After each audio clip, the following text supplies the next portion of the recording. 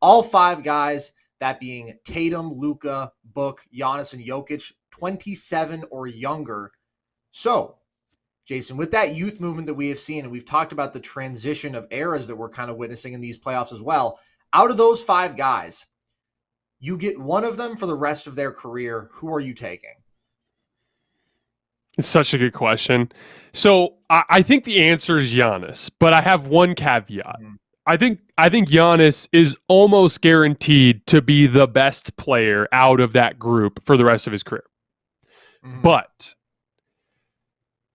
I would say that irrespective of general management, meaning irrespective of roster around him.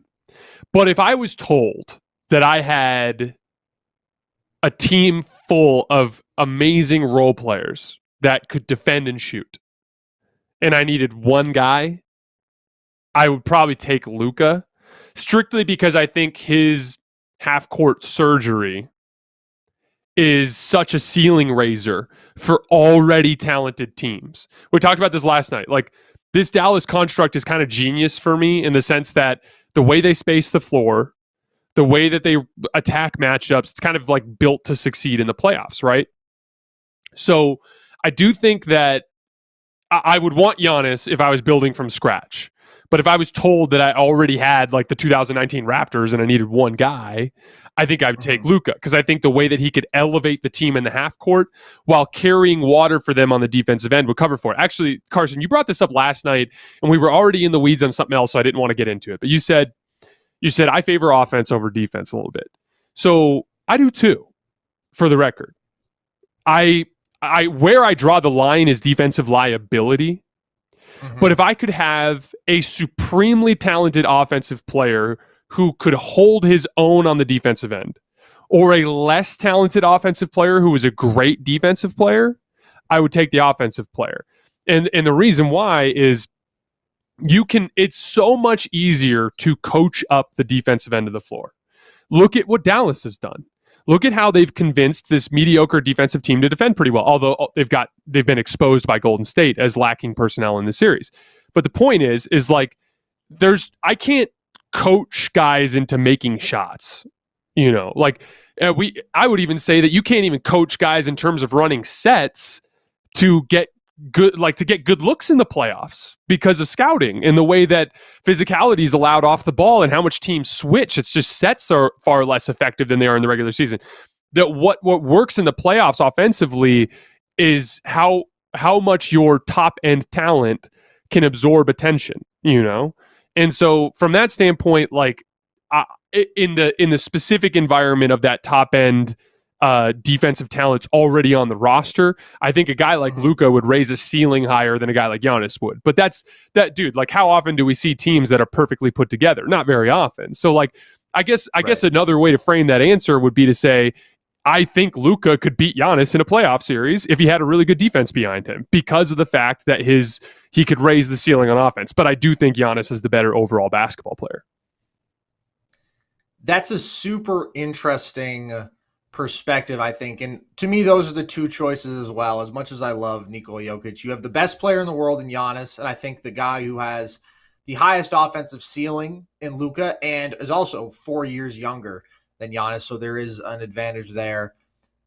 So that's, again, interesting, because I thought for a time with Giannis that there was an argument that maybe, well, definitely he needed more around him offensively, right? And that we've seen what Luka can do with shooting and just, like competent secondary creation and how he can propel that to an elite offense. I mean, his second year in the league, he led the Mavs to have the highest offensive rating ever at the time. Like, it was an unbelievable accomplishment.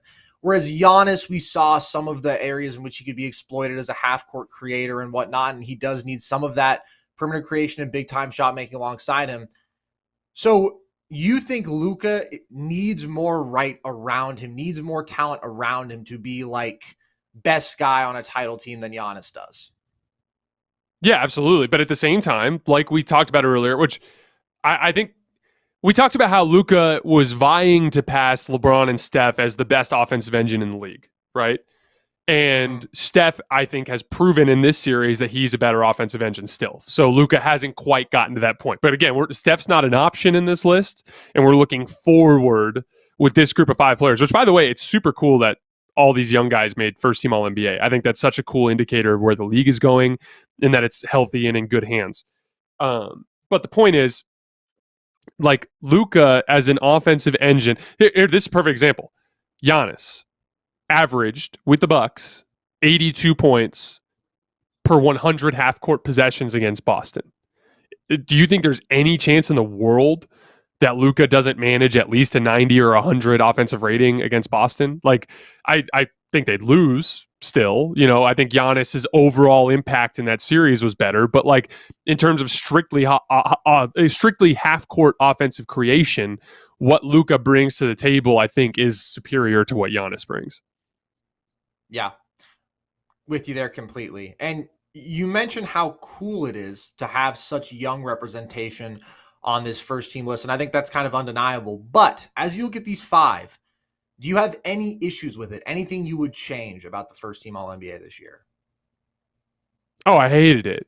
So I think it's cool that the young guys got on in terms of this. Like, it's kind of a cool moment in NBA history, but I thoroughly disagree with the list. Like, you know, I tend to follow the Bill Simmons ideology that the All-NBA teams should just strictly be essentially player rankings. Like, I think they should be a snapshot of, like, first team All-NBA is who are the 5 best players in basketball that season. Second team All-NBA is who's the, 10 best players in basketball that season. That's the way that I would do that. So I don't think anybody thought Devin Booker was a top 5 player in the NBA this year. I think that's ridiculous. I think even if we look past that to Steph. So for instance, like Steph, in my opinion, even though he didn't shoot as well as he did in previous years, there's even his diminished self this season was significantly better overall as a basketball player, in my opinion, than Devin Booker. So I think that's ridiculous. I could go further. Like LeBron James was, yes, he played on a terrible team. Yes, he wasn't as good defensively as he was in previous seasons, but he was a top 10 player this year. Like, I thought he played better basketball overall than DeMar DeRozan did. Now, DeMar DeRozan had a great season, had some good playmaking, was great in clutch time, had an amazing scoring season. His team was better. I 100% agree with you there. I didn't think DeMar DeRozan was better at basketball than LeBron James this season. That's ridiculous to me. Jayson Tatum, as great as he was, and again, there's a games played thing here happening that gets complicated where I could see why Tatum was above Kevin Durant. But when I put my list together, I had Kevin Durant first team. Why? Because I thought Kevin Durant was one of the top 5 players in the NBA this year when he was available. Now, the one thing that gets tricky is the center issue, the Jokic Embiid thing. And I do believe that you should at least try to functionally have basketball lineups represented in this list. But yeah, like those are just like, I just tend to think that these should more reflect essentially player rankings rather than like, team achievement awards. Like, there has to be something separate from team accomplishment in the NBA. And I thought that this would be I think that this is where that should reside.